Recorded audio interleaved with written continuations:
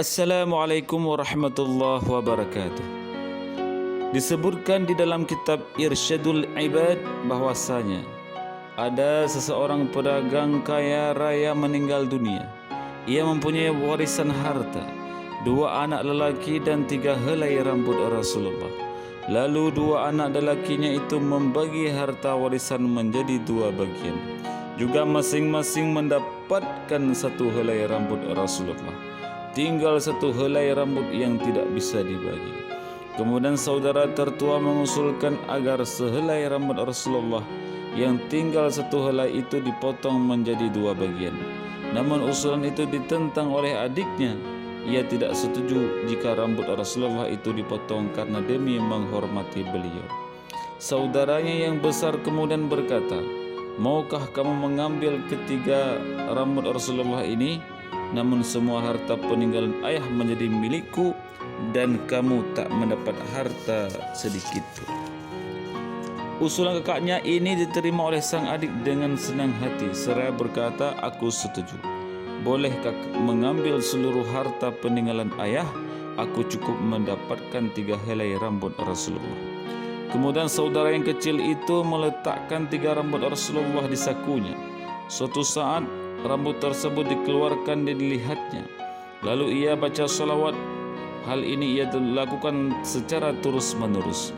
Dalam waktu yang relatif pendek, sedikit demi sedikit harta yang dimilikinya mulai bertambah banyak. Akhirnya ia menjadi orang yang kaya raya, sedangkan harta yang dimiliki kakaknya lambat laun semakin habis dan berubah menjadi orang miskin. Ketika saudara yang kecil itu meninggal dunia, maka ada sebahagian orang-orang soleh bermimpi bertemu dia yang berdiri di samping Rasulullah. Lalu Rasulullah berkata kepada orang soleh yang bermimpi itu, "Katakanlah kepada orang banyak, barang siapa yang punya hajat kepada Allah, hendaknya datang ke kuburan si fulan dan mengadukan keperluannya kepada Allah."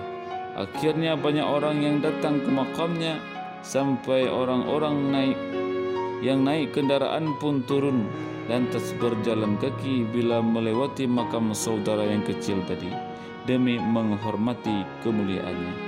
Itu manfaat daripada membaca salawat. Kemudian ada kisah yang lain di mana seorang pemuda yang terbunuh kembali hidup.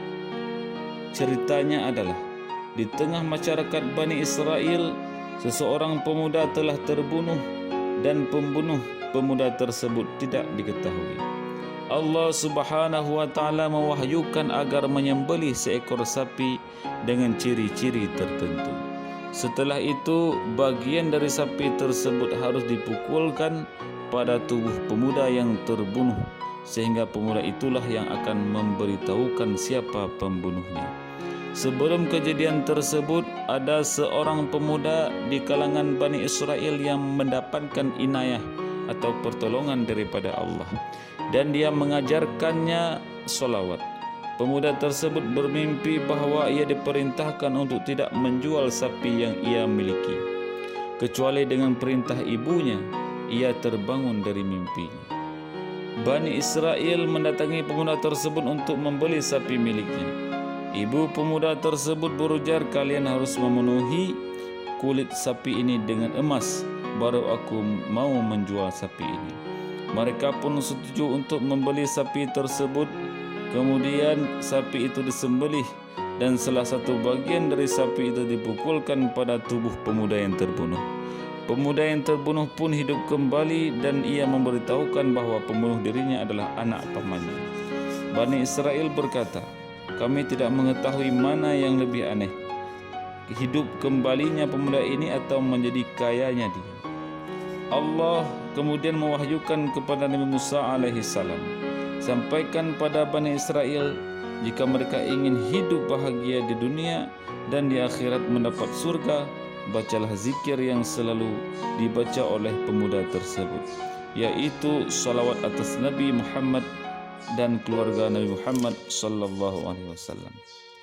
Pemuda yang telah kaya itu bertanya kepada Nabi Musa, "Bagaimana aku menjaga hartaku dari kejahatan orang-orang yang hasud dan berniat jahat kepadaku?"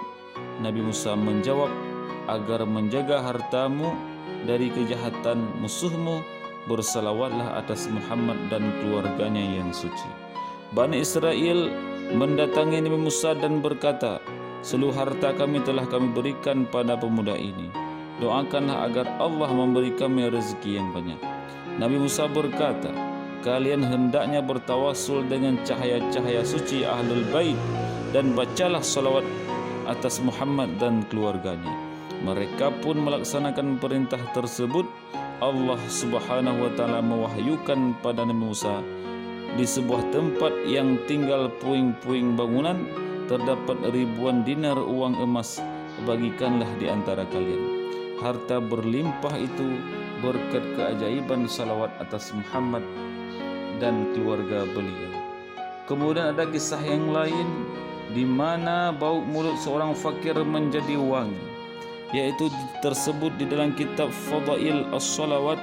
Diterangkan bahwa ada salah seorang syekh ulama bercerita, suatu malam di kota Isfahan, aku mencium aroma wangian yang belum pernah aku cium sebelumnya.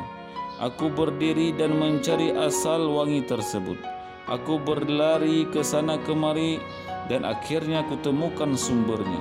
Wangi itu berasal dari sudut sebuah rumah. Aku menengoknya, aku melihat seorang fakir yang duduk di sudut rumah sedang membaca sesuatu. Ketika aku mendengar dengan seksama, ternyata orang fakir tersebut sedang membaca sholawat, dan aroma wangi yang membangkitkan jiwa tersebut berasal dari mulut pemuda tersebut. Itulah kisah hikmah daripada kita sering membaca sholawat. Assalamualaikum warahmatullahi wabarakatuh.